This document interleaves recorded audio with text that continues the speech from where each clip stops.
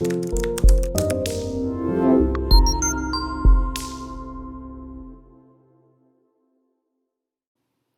Warren Houston from Rubber Boom Media.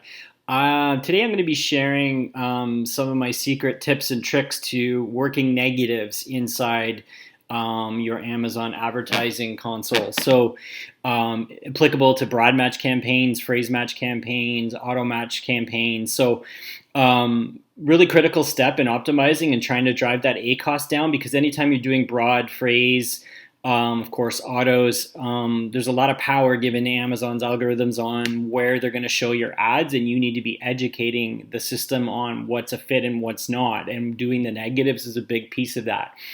You'll never be able to get your A cost down without working negatives if you're using broader phrase match or even autos.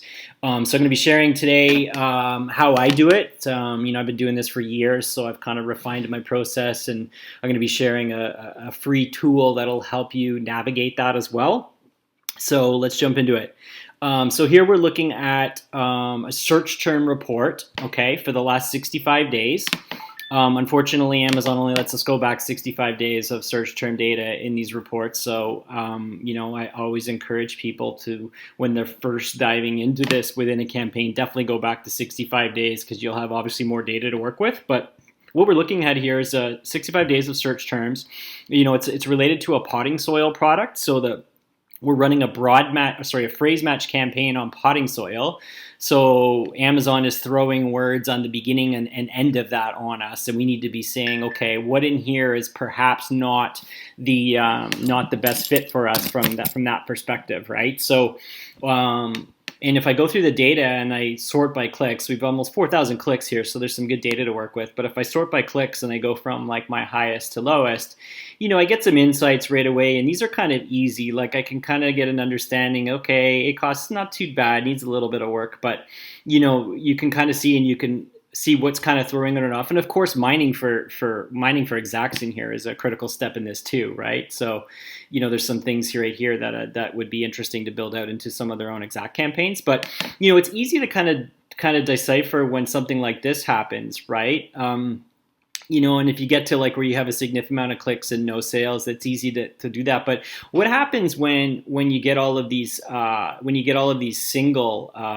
or low click keywords, right? Like, it's a challenge. Like there's 769 keywords in here, and it's very difficult to kind of go through and look at them and be like, oh, this one's throwing it off. We really don't know. Like the word Pete, I don't know if Pete's a good example or not. Like right now, the word Pete doesn't look great at this right now. It looks like because there's no sales, but maybe somewhere down below there's a few sales on Pete, and you just don't pick that out by visually looking at it. So we need to get a little bit smarter with the data on how we mine for these negatives beyond the obvious. If I had like 500, if I had like 60 clicks on a particular phrase that had no sales, that's easy to kind of maybe stop that phrase, that keyword. But do you do it as an exact match negative, or do you do it as a phrase match negative, right?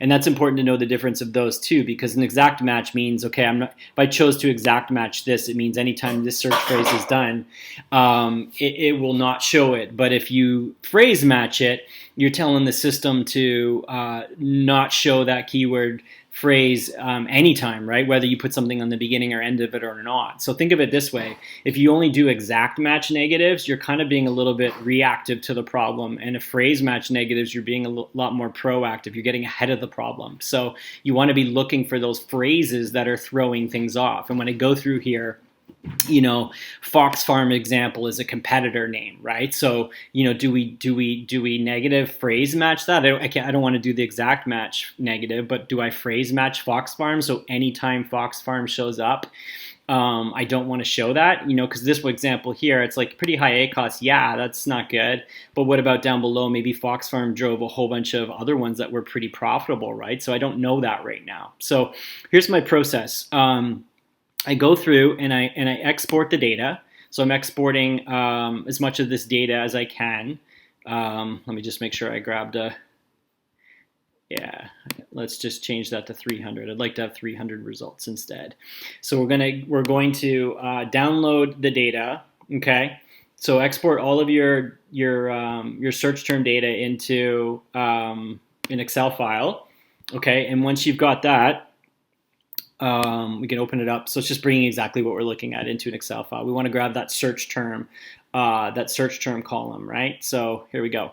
So what we're looking at here is, there we go. That's all of our search terms, right, that we showed up for. Okay, so this file probably has the 300. Yeah, so if you wanted the balance, you got to export all your files. So anyway, here we go. So we got the search terms here. Now the key here is what will we do with this, right? How do we mine for negative phrases that are in here that we want to phrase match negative, right? So there's a software tool here. If you go to tools.seobook.com and you get their keyword density tool, it's free. So you just need to create a free account with them and get the density tool. I populated into the density tool, and when we're doing a search on it, we're going to change it. We're doing a plain text filter here, right? And I want the minimum word length to be 1. Okay, so that means it's going to go through all of these 300 keyword phrases and find how many times the frequency of one word shows up. So commercial would be 1 word, right? So how often does commercial show up? Okay, and we want the minimum occurrences to be, I usually do about 3. It depends on your data. Let's just do 3 for now. And then I hit submit. And what it's going to do, it's going to give me a report here, which is kind of cool.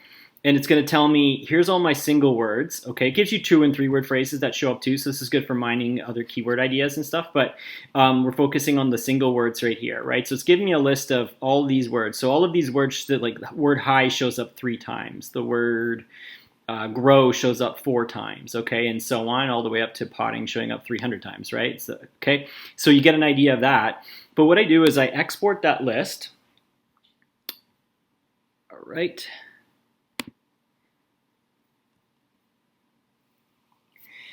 Just waiting for the file to download. Computer's a little bit slow today.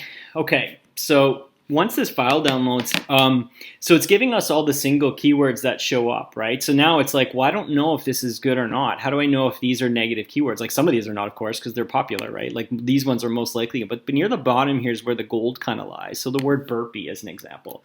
So what I do is I take the words that show up in here and I test them. So I go back and I go into the search term report and I actually search for the word burpee, right? And I'm going to take a look and see what shows up. And, in this particular instance here, burpee's got 4 search phrases. I spent $8 and got no sales. Burpee's a competitor, right? So, I've only got 7 clicks right now, so I maybe need to decide on that. But I definitely don't want this campaign targeting the competitor anyway. It's not a good fit for me. So then I would go into the negative targeting, and I would add burpee as a phrase, this is where we go back to our exact versus phrase, but I'd be adding burpee as a negative phrase. Okay, so what I'm telling the system here is I want burpee I don't want any keywords in this campaign with the word burpee in it, okay? If I did exact match, it's whatever I put in here is only going to be exactly that appears. I don't want that. I want to get ahead of the problem. I don't want any more traffic from burpee. So I'm going to put burpee as a negative phrase and add it. I may have already done that. Yeah, it's already in the campaign, so that's why I got the negative. I already have it as a negative in here. These are all the ones I've gone through, okay? So it's really critical to go through that step. So you want to keep going through and you want to check these, right? Let's check one like vegetables is interesting, right? This one might be a little tricky for us because the thing about vegetables is the potting soil is actually used for vegetables, but is this giving us good traffic? Is this good sources of traffic, right? So we need to check that out. So we'll do a search on vegetables and see how the data looks, right? We probably have a couple sales, right?